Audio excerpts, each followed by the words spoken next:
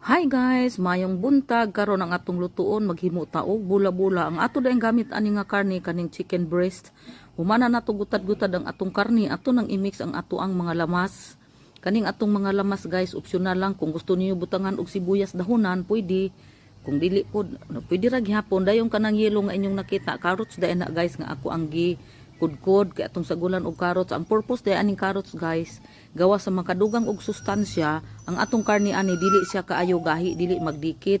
Karon ato na nang gibutangan ang atong mga timplada diha, asin bitsin, butangan pud day natog harina ug itlog kay kuan man na siya pampadikit aron dili magbulag ang ato ang bula-bula. So mao na ni guys, ato nang i-mix-mix ang ato ang mga ingredients tanan kauban sa karne. Bisag dili karning breast, bisag unsa gud nga karne kung unsay available sa inyo ha guys, so maura. Karon ato nang imikos-mikos ni o pila ra may kinabuhi sa pagmikos-mikos karon ato sang ibalhin sa bowl ang ato ang mikos-mikos nga ato ang karne. Kay aron nga sayon ra kuhaon ba. So mao na ni sugdan na nato himo og kanang lingin-lingin, ilingin-lingin na nato. Dili gid kaayo perfect ning atong lingin-lingin pero okay ra kay panimalay raman. So kung ganahan dai mo mag-awat ani guys, ay dali ra gid kaayo maghimog bula-bula. Abi bitaw ninyo guys sa una, abi nako ang bula-bula ay ra na makaon og naay mga fiesta, birthday, pero pwede ra man dai gihapon diri sa ato ang panimalay, pwede ra gihapon dai ayo maghimo ana.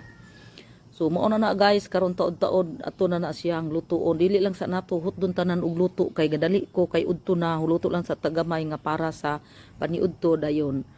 Unya dahil ng uban, kay kanang uban, ako raman ang ibutang sa freezer aron na atay extra nga madali-dalit na tugkuha nga initon ra ini gutom kaayo ba.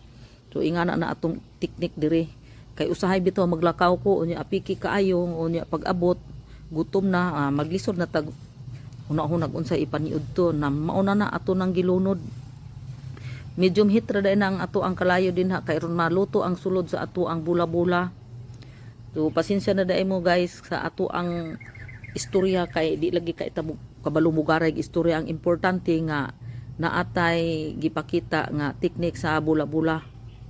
Pwede gihapon na karning baboy, pwede gihapon na og pwede ganig isda katuday ang kaingnon nila nga fishball, mao naman to. So mao na guys, hapit na maluto ang ato ang bula-bula.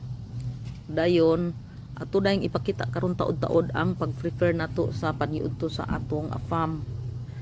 O mo day ni guys, o katong nakaila sa ako kabalo na silang na ako'y afam, pero katong wala pa kaila afam day akong bana guys, mauna nga pirmi gyud detalyado ning ato ang pag-prefer sa iyahang pagkaon. Kay lagi dili man mukaon og rice, usahay panagsa fried rice. So naluto na guys ang ato ang bola-bola karon ato na siyang ihaon. Ug giganahan mo sa ako ang vlog guys, thank you for watching. Ug palihog kog subscribe ug i-hit ninyo ang notification bell button para ma-notify mo sa sunod natong vlog. Ang sunod ay nato aning buhaton karon ato nang i-prefer ang pagplating sa iyahang pagkaon.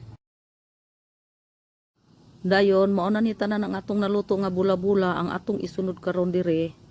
Ato ana nang ipakita kung unsa gyud kahumok ng atong bula-bula o mao na akong giingon. Dili kay gahi sa sulod kay gawas sa naay carrots makadugang pa na sa iyang sustansya. Isa di ay kapitsa o bula-bula ang iyang paniudto. Dayon ang ato ang juice, apple gitagulan og beetroot. So very special kaayo. Thank you for watching.